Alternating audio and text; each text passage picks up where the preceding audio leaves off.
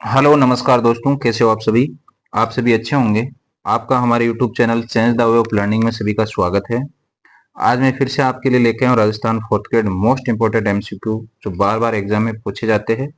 आपको उनको पूर्णतः याद कर लेना है। आपकी जो एग्जाम में ये बहुत ज्यादा सहायक साबित होंगे। तो देखो, आज का अपना पहला क्वेश्चन है, केवलादेव राष्ट्रीय उद्यान, एक मिनट, केवलादेव राष्ट्रीय उद्यान किस राष्ट्रीय राजमार्ग पर स्थित है? NH8, NH21, NH3, NH3A। बताओ क्या होगा। तो केवलादेव राष्ट्रीय उद्यान कहाँ है बताओ पहले तो। भरतपुर में है। तो अपने को बताना कि भरतपुर से होकर कौन सा जो NH है वो गुजरता है और वो केवलादेव राष्ट्रीय उद्यान से भी होके जाता है।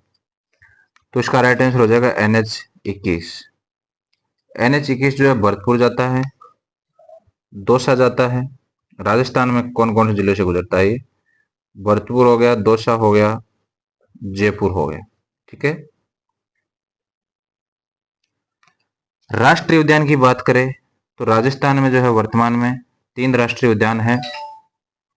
रणथंभौर है, केवलादेव है और मुकुंदरा हिल्स है। ठीक है। राजस्थान राज्य, एक मिनट, राजस्थान राज्य पथ परिवहन निगम की स्थापना कब हुई? 1954, 1964, 1972, 1974। परिवहन के क्वेश्चन है। तो पथ परिवहन की स्थापना कब हुई थी? 1964 में। याद रखना है।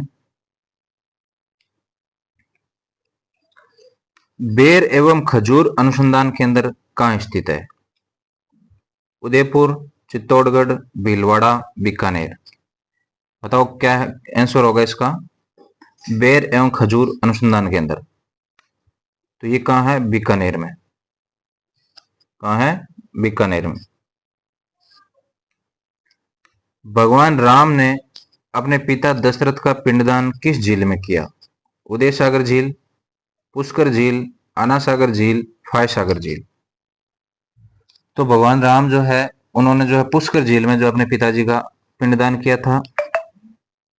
और महात्मा गांधी जो है उनकी अस्थियों का विसर्जन भी जो है पुष्कर झील में किया गया है। वहां पे एक घाट है, उसका नाम जो है गो घाट था पहले, और उसके बाद जो है अभी वर्तमान में क्या है, गांधी घाट हो गया। सबसे पवित्र घाट माना जाता है वो। कौन सा घाट माना जाता है? गो घाट। और वर्तमान में उसका नाम है महात्मा गांधी घाट। और कौरव और पांडवों का जो है दिव्य मिलन भी कहाँ माना जाता है? पुष्कर झील के किनारे माना जाता है। मेनका ने विश्वामित्र की तपस्या भंग वो भी पुष्कर झील के किनारे की थी। ठीक है। अगला क्वेश्चन देखो, लाखेरी दर्रा, रामगढ़ दर्रा, जेतवास दर्रा और खटकड़ दर्रा किस जिले में है? ये अरावली के जो दर्रे है ये उदयपुर, सीकर, झुंझुनू, बूंदी। बताओ क्या होगा। तो इसका राइट आंसर होगा बूंदी। क्या होगा? बूंदी।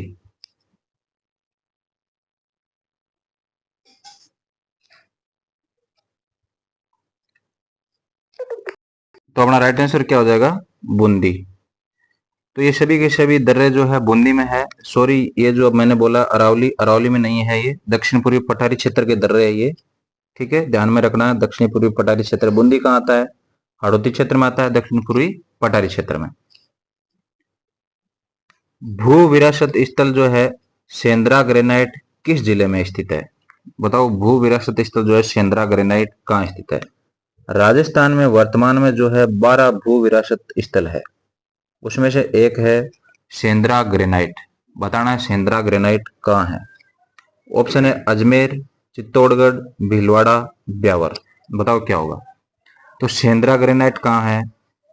सेंद्रा ग्रेनाइट है ब्यावर में। ठीक है, सेंद्रा ग्रेनाइट ब्यावर। घगर नदी के प्रवाह क्षेत्र को गंगानगर में कहा जाता है, क्या कहा जाता है? ये नारी नहीं है, नाली लिखा हुआ है, नाली, बग्गी या काठी, रेल, इसमें से कोई नहीं। तो देखो, हनुमानगढ़ में जो है नाली कहा जाता है। हनुमानगढ़ में क्या कहा जाता है? नाली। और गंगानगर में कहा जाता है बग्गी या काठी। क्या कहा जाता है? बग्गी या काठी। तो अपने को गंगानगर का पूछा है, गंगानगर में बोला जाता है बग्गी या काठी।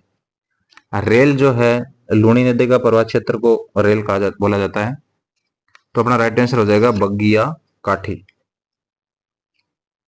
लूनी नदी की सबसे लंबी सहायक नदी कौन सी है? जोजड़ी, सूकड़ी, जवाई, बांडी। तो लूनी नदी की जो सबसे लंबी सहायक नदी है वो है जवाई नदी। एक और ऐसे क्वेश्चन पूछा जाता है कि लूनी नदी में जो है दाईं ओर से मिलने वाली एकमात्र नदी कौन सी है? दाईं साइड से मिलने वाली नदी, तो वो कौन सी है बताओ? वो है जोजड़ी। जोजड़ी बोल दो या जोजरी। पाडलू नागौर से निकलती है और जोधपुर में आकर लूनी में मिल जाती है। ठीक है। टोरडी सागर डिब्रू सागर सिंचाई परियोजना का संबंध किस जिले से है?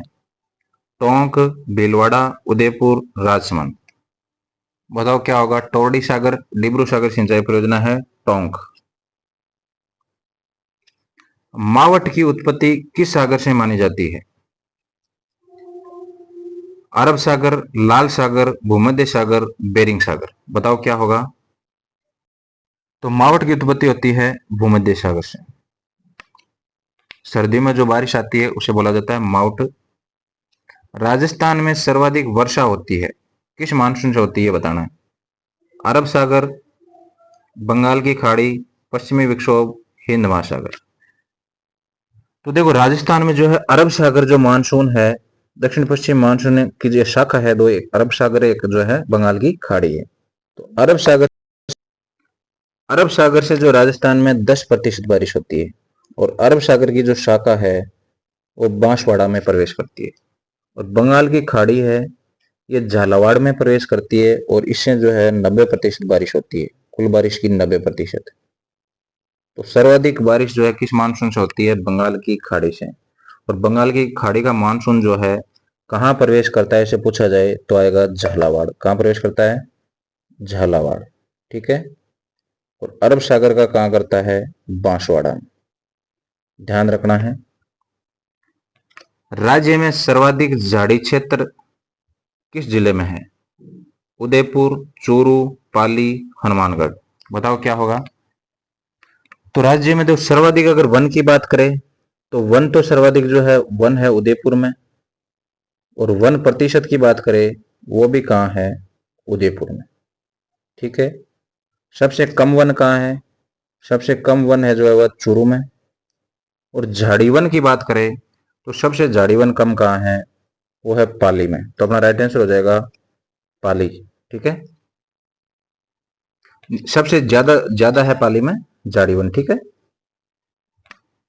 अपने को पूछा सर्वाधिक झाड़ी वन कहाँ है तो अपना हो जाएगा पाली। ठीक है। वन नीति के अनुसार पर्वतीय क्षेत्र में कितने प्रतिशत वन होना चाहिए? वन नीति के अनुसार जो है कुल भौगोलिक क्षेत्र का जो है 33% पर वन होना चाहिए, कई बार पूछा गया है।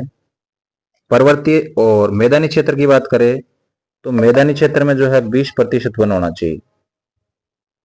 कितना होना चाहिए? वन नीति के अनुसार 20%। और पर्वतीय क्षेत्र की बात करें तो उसमें होना चाहिए 60 से 65%।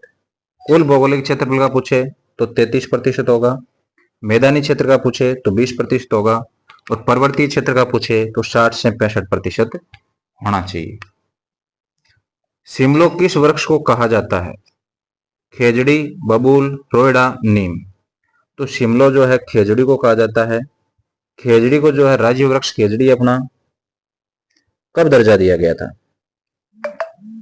तो 1981 में खेजड़ी को दर्जा दिया गया था। और एक जो है रोहिड़ा को राज्य पुष्प क्या अपना? रोहिड़ा है। तो रोहिड़ा को भी जो है 1981 में दर्जा दिया गया, याद रखना है। अपना राज्य पशु क्या है बताओ? 1983 आएगा, सॉरी कितना आएगा? 1983। और 1981 में क्या आएगा? एक तो अपना राज्य पशु है चिंकारा, तो 1981 में दिया गया इसको राज्य पशु का दर्जा। और एक राज्य पक्षी क्या है? गोडावण। गोडावण को भी 1981 में दिया गया। ठीक है। बाकी राज्य पशु जो है चिंकारा है, और इसके अलावा क्या है, ऊंट भी है। ऊंट राज्य विरासत पशु है, उसको 2014 में दर्जा दिया गया था राज्य विरासत पशु का। ये चीजें आपको नोट कर लेना है। फिर मैं रिपीट कर रहा हूं, खेजड़ी और रोयडे को 1983 में दर्जा दिया गया था। इसको मैं सही लिख देता हूं,